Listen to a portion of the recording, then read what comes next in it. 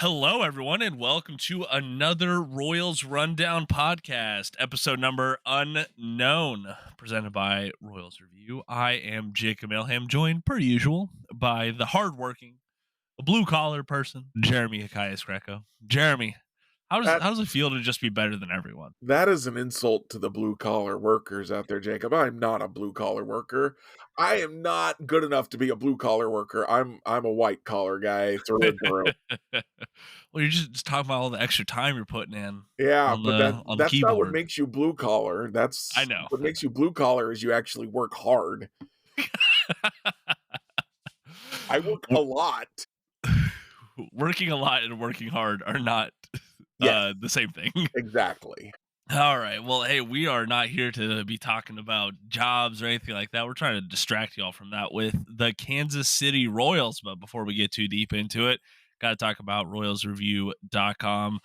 I do have to say, Jeremy, my Royals rumblings today are just popping off with Ooh, plenty of excellent egg jokes. There was another egg heist elsewhere in the country this week, and it another just egg heist. There was a first egg. What is yeah, you people are missed stealing that? eggs? Hold on, it was someone in Philadelphia. Here, hold on, I'm pulling it up. I've It, turned off my social media for a while, I guess. I've been okay, there's like what's it called? The mental health spiraling, the doom scrolling. I said I need a yes, break. there you go. So I don't Yeah, I don't so know anything about stealing eggs. so on February 1st, a group of thieves stole 100,000 eggs that That's are that is a lot of omelets. that is a ton of omelets. You could make several things.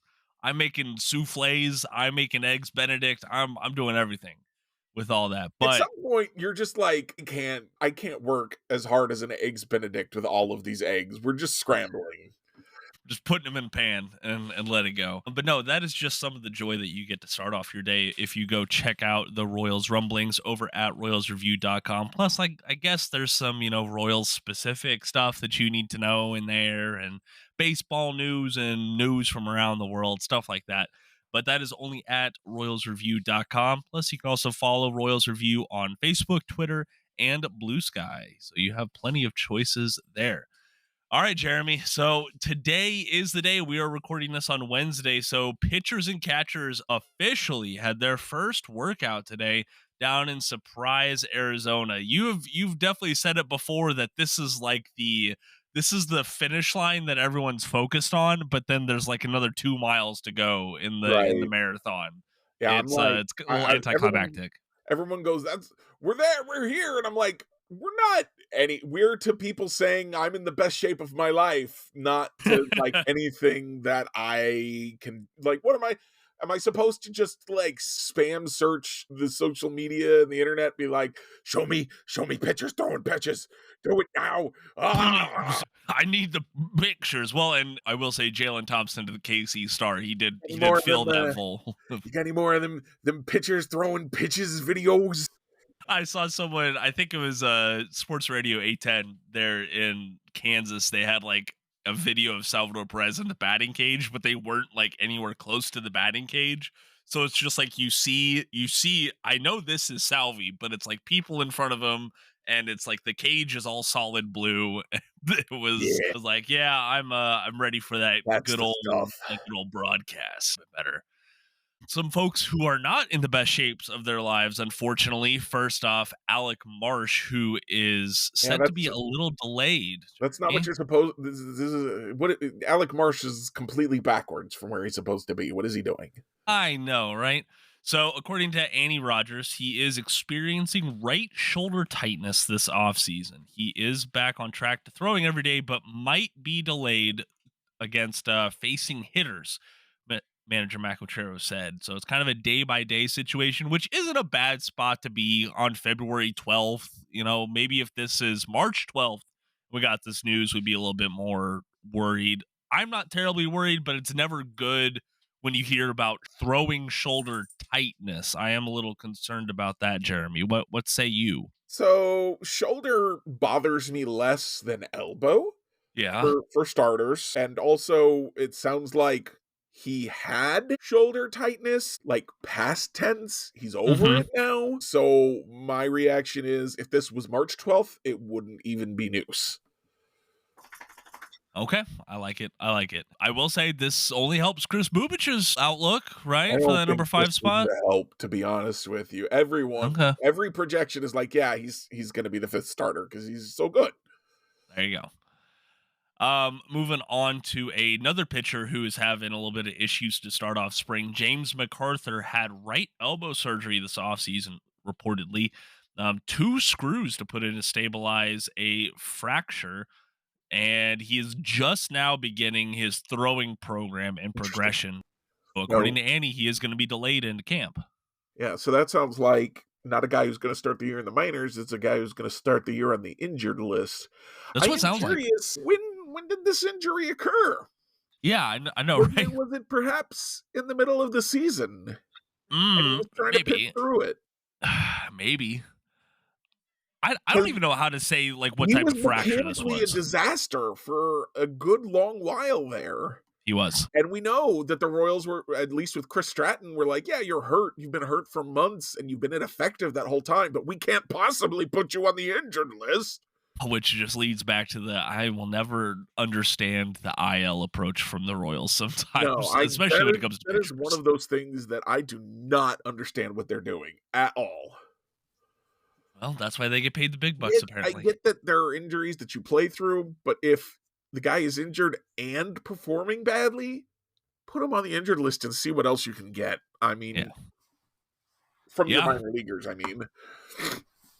That's the majority of the news out of Surprise so far. Of course, as we're recording this, I mean, it's like early afternoon there in Arizona.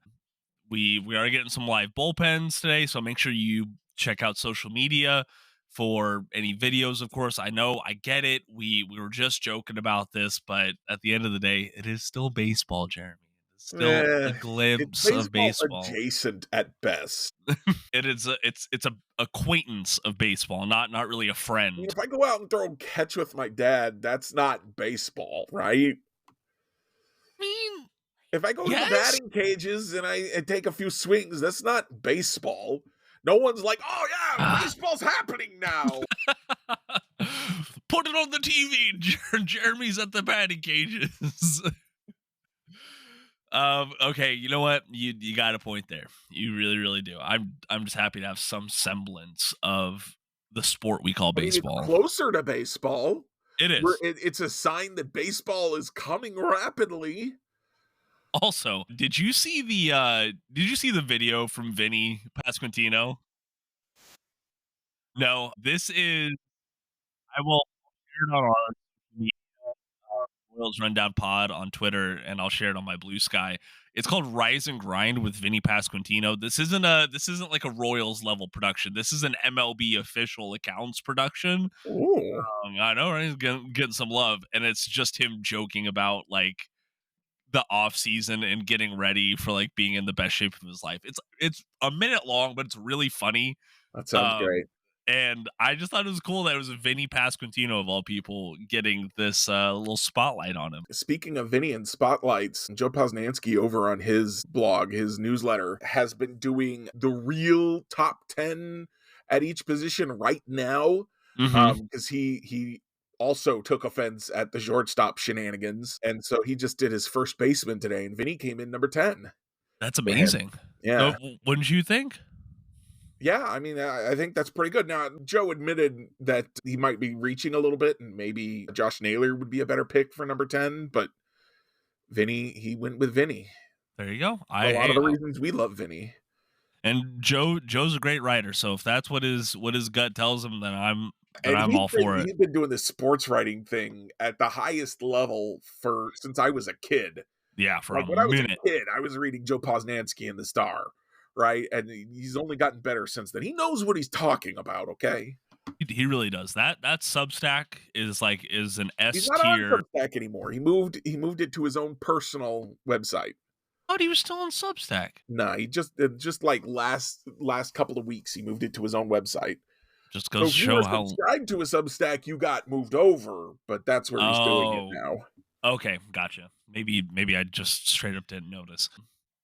But there is one thing that Royals fans out there are noticing that we do need to talk about. So the Royals, they dropped like a bunch of news. I want to say it was either Tuesday or Monday. It was like, hey, we came to terms on contracts with a bunch of these guys. I'm not even going to bother rattling them down. These are all guys that were in the organization. They got paid. It's the same thing where the Royals go, hey, sign this and get paid, or Yeah, don't sign it and don't get paid. and don't Those are play. your options. Right. I do think that the thing that drew the ire of fans most is they dropped their spring training broadcast schedule, right? Yeah. And I'm counting this again because I still can't believe how few there are. 1, 2, 3, 4. There are 4 games on FanDuel Sports Network, Kansas City. 4 games? Wow. That's it. That's That's it. 4 whole games, Jacob. That's all. That's all we Spring get. training doesn't get a lot of TV time. Not a lot. FanDuel is like, we don't have any money. We can't afford to air these games. You got to pay us, and we can't afford to air any of them. Okay. 4 games though, Jeremy? I mean, come on. We got to have a little bit more. Do we? How many people do you think are watching spring training Royals games? Not a lot, but I'm an addict, Jeremy. They cost a ton of money, and they're not going to do it. It's the way it goes. I mean, can I ship them like my extra webcam or something, and they can just put it? No, that's not how that works. No, can't just like plug it in to the computer there. No. Now, what you do have is you got radio, and you've got. I believe. Now, correct me if you know I'm wrong. I believe that even when they're not on local radio, there will be a special MLB broadcast on the internet that'll just. When I last listened to it, which was a couple years ago, I was busy last year during spring training. I'll try and get to it this year.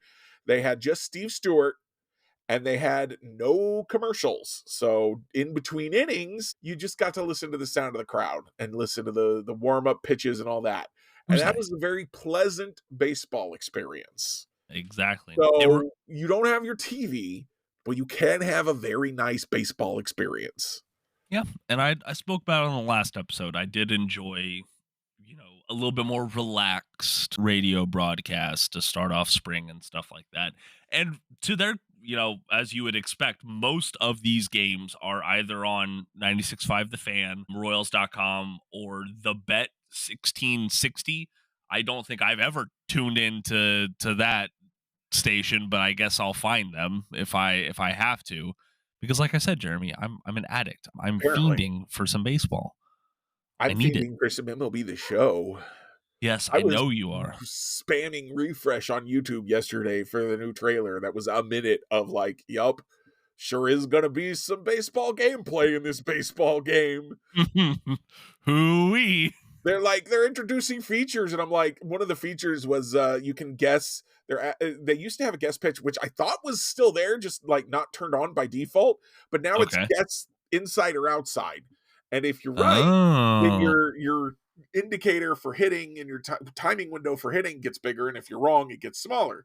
But the thing about that is that I noticed when I was using it playing against the computer a couple of years ago is that, like, even if you're wrong, if you've guessed half the plate, well, now if you've guessed inside and you're wrong, well, now you know it's outside. And sure, it's a little bit harder to hit, but you know where to look. So it's like, are you including that in the Diamond Dynasty mode or not? They didn't say, but if they do, it's going to be a disaster, I figure.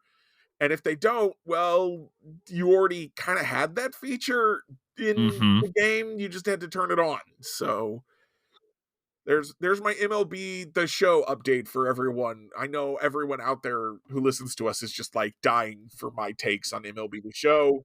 There you go. Yes, they are. That is. What were we talking about? I think we're talking about this. And you're an addict. That's what it was. Yeah, I'm pretty sure that's what we were talking about. I don't know. I'm just really excited for the coming season. I think that Preston Farr, friend of the podcast, put it best on Blue Sky when he spoke about, like, for the first time in a while, this feels like a team that has had a good process and then followed it up with good results in 2024, and it's nice to see that that's going to carry over. My problem is, yes, good process last year, excellent results, like results beyond what I think were reasonable to expect. I don't think the process for signing Seth Lugo was a good process. No one expected him to finish second in Cy Young Award No, voting when it no one. happened. So the results were still beyond the process, right? Which is neither here nor there. You still like to see good process, good results. My problem is looking at this offseason, I'm not sure that the process has been as good Okay, fair because enough. we're still looking at a hole in the outfield. But that actually brings me to a question I wanted to spring on you. Man, you're just gonna David shock me with the David question. Leski's newsletter this morning, he was ranking all the teams in the AL Central on all of like different things. One of the things he ranked all the 5 teams on was hitting. Now the White Sox came in 5th in every category, of course. Of course. But in hitting, he ranked the Royals 2nd Mm, behind the Twins, even without adding mm, another outfielder. mm. Does that sound right to you? Do you think that they're a better team offensively than the Guardians as currently constructed and the Tigers as currently constructed? I don't think they're better than the Guardians. You don't. Now the I Guardians, don't. remember, traded away their second baseman, didn't replace him. Right? Traded away their first baseman and replaced him with 39-year-old Carlos Santana. Right. Now Santana was good last year, He was. He was. He was but very good. he wasn't Josh Naylor good. B, he's 39 years old. He's gonna keep doing it. Okay. He's gonna be 49. Okay. Carlos Santana is still gonna be better than he was when he was wearing a Royals uniform. Okay. That is the hill I'm I dying mean, on. but there's a wide range between better than when he wore a Royals uniform and how good he was last year. Yes, there's a chasm. And he's a downgrade even if he repeats last year exactly, I believe. True. They have no one at second base right now. I think I heard Juan Brito's the guy, and he doesn't hit. They have no one at shortstop to hit. I thought They they they had do one of the have top Jose Ramirez, prospects. who is an absolute force of an Yes. offensive player. And they have Steven Kwan, who Mm-hmm. was very good at the start of he's very hot or very cold. You never know what you're getting with Steven Kwan, I guess. Bo That Naylor's is not true. much of a hitter. I don't even remember who's playing center and right for them. I guess there's John Kinsey Noel, Mm-hmm. who take away a home run and a couple RBIs from him. I don't know if he's all that good. I don't remember who's in center. And then It's so, go ahead. Kyle Manzardo will be having a full season. Is he the guy that he looked like in September? Or, he's a top prospect, He so I is. don't know, but it's a lot.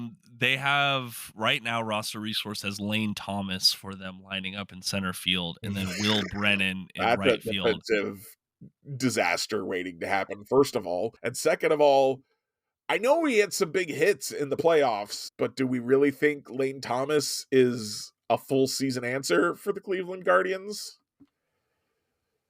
I probably not, but I mean, hey, I'd take Lane Thomas in Kansas City. Okay, I guess all this debate is well, sure, I would take him in a corner outfield spot for sure, but Jose Ramirez is their best hitter, not as good as Bobby Witt Jr. Who's their second best hitter? Steven Kwan? Yeah, Carlos Santana? Steven Kwan probably. Is he better than Vinny Pasquantino or good Salvador Perez? No. All right. Look at you. Really, I do feel like second makes sense for the Royals because the Twins, when they're healthy, Byron Buxton, Carlos Correa, Royce Lewis, Jose Miranda, Willie They got Castro options. had some really good stuff last year. They've got some guys who can hit when they're healthy. Yeah. Can they stay healthy? Well, we'll see. But I do think there's a legitimate argument to be had that the Royals, as constructed, have the second best offense in the division. So it's either second or third, right? They're better than the White Sox, and we agree they're better than the Tigers. I don't know if they're better than the Tigers, though.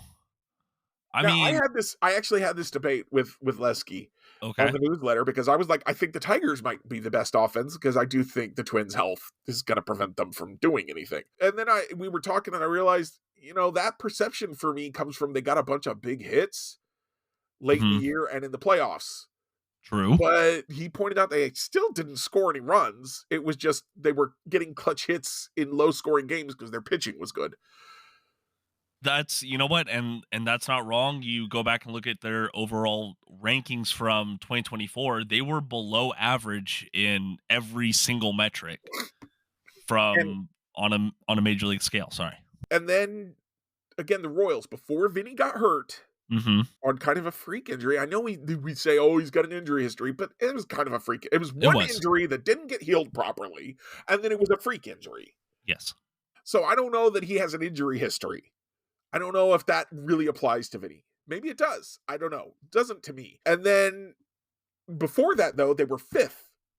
I can't remember. I still can't remember. I still haven't actually looked it up if it's the AL or MLB. Fifth, but either way, good. Fifth Yeah. in runs scored. Right. And do we think Maikel Garcia is going to be better or worse than last year? Better, I worse, think it's same? gonna be better. Better, I think it's gonna be probably. better. MJ Melendez, better, worse, same? Same. Same? Yeah. I would bet on the over. Okay. I would. I'll take it. Now, that doesn't mean he's going to be good, but I would bet on the over. They had the worst leadoff hitter, no matter who it was, Yep. in baseball. They did. Jonathan India, he changes that a lot. Nice. Yeah. I'm really looking forward to what Jonathan India does in Kansas City. We've talked about that before. He doesn't have home run power, but you don't need home run power to succeed in Kauffman Stadium. You need singles and doubles, and I think he's got singles doubles power. Yes. I think he can take a walk. I think so. If the offense, if Vinny's healthy, if Bobby's Bobby, if Maikel Garcia's better, if everybody else stays the same and India's better, that offense was top 5. They're good. They should be okay. I've been freaking out all winter about this outfield situation, and I still think they should address it, but maybe it isn't that dire. I certainly hope it isn't. I mean, but again, they will need nearly everything to go well for them health wise. Yeah, they need health. They have no depth. Yeah. There is zero, like, Which is oddly one reason enough. I want them to make a trade, is because if somebody gets hurt, that's it. If you make a trade, somebody gets hurt, well, okay, you can piece it together. Yep. Kind of like the Chiefs did this year. You know, you just try to find the temporary solution until and then it explodes in your face in the championship. Yes, obviously. And you with infinite hubris refuse to make any adjustments. I will, speaking of hubris, I will say this about the Detroit Tigers. This is something that happens no matter the sport. There is always kind of this perception weight that gets added when you have a very young team. The Detroit Tigers are a very young team. They're the sexy pick in the AL Central. So like I go up and down and I look at their lineup and I'm like, damn, like this is a pretty good lineup. But there is a lot and then of you remember Javier Baez, who should be starting the year on the bench. And then Thank you remember goodness. Colt Keith was fine at second, but now he's going to be a first baseman. Correct. Because now if they add Alex Bregman, they do get pretty scary, I think. They really do. They get infinitely scary. I put out my power rankings for the AL Central overall, not like what Lesky did. Yeah. And I overall also, but I just wanted to focus on the offense. Well, I had the Royals second overall in the division to the Guardians. Really interesting. I don't know, like, I get where you're coming from that because it seems like the Guardians always figure it out. They do. But also, when you look at their moves this past offseason, they seem to have clearly gotten worse. And, like, after Tanner Bybee, who's in their starting rotation? Well, I thought that they shored up the starting rotation a little bit. Am I wrong? Shane Bieber, but he's not going to be there till at least June. Not yet. Or excuse me, sorry. I'm a big Luis Ortiz believer. I know he's like in the bottom half of their rotation, but he's a guy that I'm in on right now. Then who do they? Ben Lively, Gavin Williams, and Tristan McKenzie. Yeah. So a couple of gas cans but the bullpen, Jeremy, the bullpen. Well, the Royals bullpen's pretty good now too. The Guardians probably have the best 3 single inning relievers in baseball. For sure. but the Royals starters can get to their good relievers. That is the question about this rotation. Yeah. I will say that. I think the Royals offense, I mean, we just had this discussion. I think their offense is better. Yeah. I think Vinny's probably going to be better this year than he was last year and healthier. There's my bold prediction right off the bat. Vinny Pasquantino will be better and healthier both in 2025 than he was in 2024. I Mark like it it. down. Put it down, take it to the bank. I think that we can all agree on this. This is one of the few divisions in baseball. It feels like there are 4 different teams who have a very, very viable path to winning the division. For sure. There's not one team that is just head and shoulders above the competition. It is like, well, if the Twins stay healthy, maybe they can win it. The Guardians, can they? It's just been an organization that has won consistently over the past decade. Can they keep doing it? Are the Tigers for real? And can the Royals take the next step? Like and then you have the Chicago White Sox just dragging down the entire freaking division. The Chicago White Sox are just like handing free wins out to the division so that they can make the wild card. They really are. I had someone message me on Blue Sky after I made a joke because one of the White Sox outlets shared some of the stuff that they're doing for their 125-year anniversary of the team. And I was like, I saw this show. Yeah. I was like, well, will they celebrate it by having a 125 loss season? And that wasn't appreciated from one White Sox fan. Sometimes you gotta own that stuff. One of my friends sent me this video. He loves roast comedy. Okay. Or not roast battle comedy. So two comedians like roast each other simultaneously and do comebacks. And one of these, it was 2 ladies, and one of them roasted the other by saying she was Jim Carrey, except all the parts that make Jim Carrey awesome. and the second gal responded, "Well, alrighty then." And I'm like, see, sometimes you just take it in and you're like, you don't reflect it. You just take it in and it's like, that didn't hurt. I absorbed that. That made me stronger. And so that's what White Sox fans should be doing. That's what Chiefs fans, well, that's what I did as a Chiefs fan, at least, when people were like, the referees. I'm like, yes, the referees. I paid them off personally. Like, yeah, you've made me stronger with your insults. Sometimes it works, man. Sometimes when you come back and you're like, you made a joke about my team, and I'm sad. But now you just seem sad. Whenever people were like, who's your favorite team? And I'm like, the Royals. They're like, oh, I'm sorry. I'm like, thank you. I appreciate it. Like, own it. Just bring it into yourself. It was a lot of years where it was very, very easy to do that. Yeah. Oh, man. Well, speaking of a guy who oversaw some of those really dark years in Kansas City Royals baseball, Ned Yost is back in Kansas City, Jeremy, and in title. I don't know if he's actually back in Kansas City, Jacob. I wouldn't put him at a special assistant to the general manager is a very nebulous title. Don't you mean nebulous?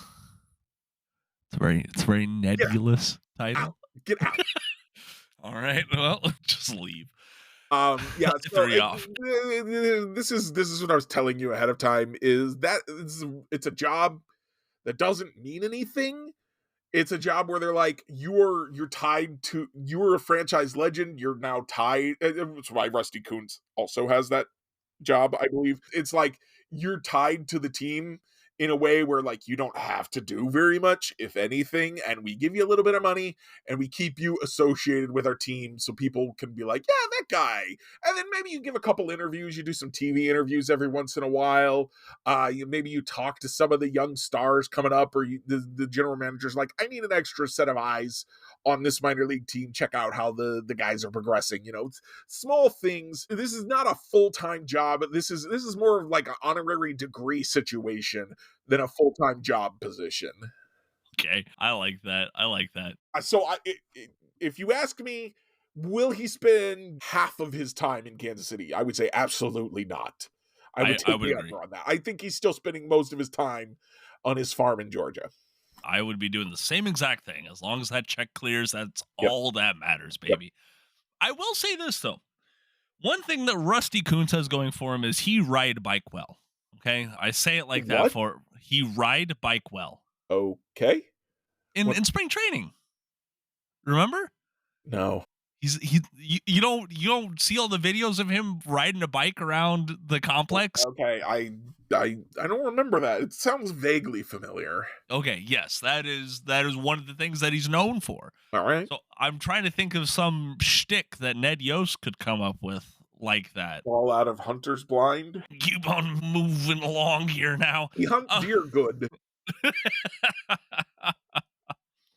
um okay, some other Royals related stuff before we get on out of here. Royals unveiled their hashtag for the year. They cycle it out. Their It's a motto, their hashtag. normal, yeah, thank you, motto is the way to go. Comes with the new kind of design feel and things like that. I firmly believe that the Royals have an amazing creative team there in the Pine Tar Collective. I think they're very talented. I do. Okay. I think they're very talented, and they do a good job. But what do you think about Fountains Up, Jeremy? Think, what does that mean? Like, I understand Kansas City is the city of fountains. I understand that reference Kauffman Stadium, known for its fountains Yes. in the outfield. So I understand wanting to reference fountains, but what the heck does fountain? What is that? What is the rallying cry? What does it mean to fountain up? Let's get wet. Jacob, this is a PG rated show. I mean, Not not always, but today it is. today Or it it was. is. Until I said that. No, you're right. And this is just one of those things that you're like, okay, this is what we're going with. I mean, This is they've had what we got. they've had some stinkers, right? They had our Yeah. time, I think, in 2004 when they lost 100 games. Yeah, I forgot about. They've had some weird ones. They've had some generic ones. They've had a couple really good ones. Fountains Up is just. I need a commercial to explain what I'm supposed to do when you say Fountains Up. Very true. What do you want me to do? Do you want me to spit into the air? Now I'm just imagining a visual of you doing that on a. I think we need to have that as And a then the gift. saliva glob just lands directly back on my face, and we're like, yep, Correct. that's what it's like to be a Royals fan sometimes. Yep. Ba-da-ba-ba-da-ba-ba. Speaking of some former Royals players who know what it's like to have some egg or saliva on their face, Josh Staumont and Scott Barlow are joining Brady Singer in the Cincinnati Reds organization in just a terrible pairing, I think, especially for Singer and Staumont. Maybe Scott Barlow can do something, but if Scott Barlow is getting paid multiple millions of dollars in the year of our Lord and Yeah, he Savior got a big league 2025, deal, a guaranteed big league deal. yeah, I know, right? After he had a stinker last year. I mean, it wasn't good the year before either. No, but here we are. This is. I think this whole offseason, I was just like, yeah, there's like a couple of guys I want the Royals to like sign on some low money deals. Then I see guys like him getting $2.5 million. I'm like, well, that's why What the about Royals aren't Tommy signing him. Pham collecting $4 million guaranteed from the Pirates? Yeah, What on earth are the Pirates doing? I The NL don't know. Central is struggling. But Preston Farr, friend of the podcast, Preston Farr, I think put it best when I posted about those two signings on Blue Sky, when he said that the Reds saw those three guys pitching for the Royals in 2018 and said they had to bring that energy to Cincinnati. 2018 Kansas City Royals energy to Cincinnati. Apparently so. Apparently that is what's been whatever missing. year. It might not have been 2018, but you know what I'm talking about. No, it couldn't have been 2018 because Brady Singer didn't even debut till 2020. I guess Yep. probably like 2021 energy. I think that would have been the year that they were all like at their peak, or at the Trios collective peak, if you will. While the team was still losing 100 games. Yeah, but that doesn't matter. The Reds are used to that, Jeremy. I Okay? guess. That is the norm there. Yeah, so hey, congrats to them.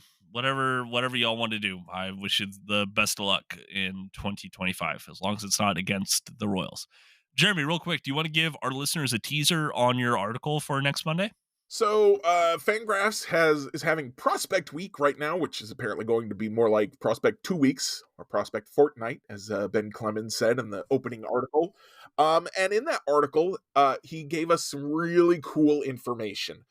Now, Fangraphs, of course, has their prospect reports that they've been doing for a few years now, which, they use the scouting grades, the 20 to 80 scouting grades, to describe the player's tools and their expected tools, and also they give you a future value number on the same scale that tells you how good they think the prospect is overall. One of the interesting things about that is, yeah, sure, it tells you a lot because 50's average. If you see a 40, they're a below average prospect. If you see a 60, they're an above average prospect. That's pretty cool. But what does that mean in terms of expected outcomes? Well, now they've got us some data. 2019 through 2021, he went through and looked at all of their future values, and then what did they actually do? And he measured it by WAR.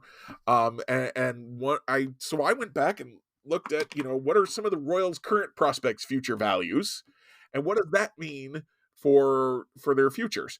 Now I focused on, as you might imagine, Carter Jensen, because we've been talking a lot about Carter Jensen the last few weeks. I think the Royals should trade him. A lot of people think that the Royals should not trade him. Fangraphs has Carter Jensen as a 45 future value prospect. So half a standard deviation below average. Already doesn't sound great. What if I told you, Jacob, that more than half of 45 future value prospects from 2019 to 2021 washed out, never made a significant contribution at the big league level? Would you be more interested in trading Carter Jensen for a Taylor Ward? Yes. Yeah, that's what I thought. So I wrote about that a little bit, and also what we can expect from Blake Mitchell, who's a 45 plus, and a Jack Caglione, who is the Royals' number one prospect, consensus number one prospect, who is a 50. And the answer is, like, basically, if you're not a 60 or higher, nothing is guaranteed to you as a prospect. Now, if you're a 60 or higher, you're probably going to be at least starter quality. But they only handed those out to 6 guys between 2019 and 2021. And only 160 turned into a star. You know who that was? Who? Bobby Witt Jr. Hey, he I'll only take got a that. 60 out. That's how hard it is to get that high on their scale. But that means that if you're a 45 or a 45 plus, half the time you make no significant contributions on a major league roster. Insane. And a quarter of the time, you're just a backup. Only a quarter of the time does a 45 or a 45 plus become even a starter level player at the big league level. 50s are a little bit better odds. 50, you're probably going to be at least a backup. So Jack Caglione has that going for him. He also, one of the really cool things that was in there is he gave us a calculator for you can plug in, like, I have a 45, a 50, and a 60 prospect. What are the odds that 2 of them turn into at least starter level? And it'll give you a percentage that at least 2 of them will turn into starter level or whatever. You can plug all those numbers in. Really cool. I messed with that a little bit for the article too. I don't want to give away everything I figured out from that. That should be coming out Monday.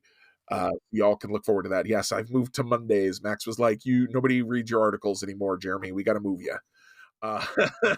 So there I am, Monday mornings. But yeah, so it was really cool. I am very excited about it because I feel like I have more information than ever about prospect quality. Because I was like, okay, a 45 below average, but what does it mean to be below average? Well, it means you're as likely as not to never contribute at the big league level. What does it mean if you're below a 45? Gavin Cross at a 40. Yeesh. Now, obviously, some guys, they make a difference. Things happen.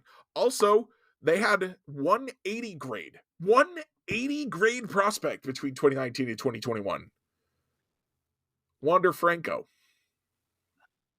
So, being an 80 grade doesn't guarantee you anything either. 80 grade player, 20 grade person. Yikes. All right. Well, you can, if y'all are listening out there and are intrigued, make sure you keep an eye out on royalsreview.com for that. Jeremy, what do you say we get to some reviews for the evening, huh? Sure, let's do it.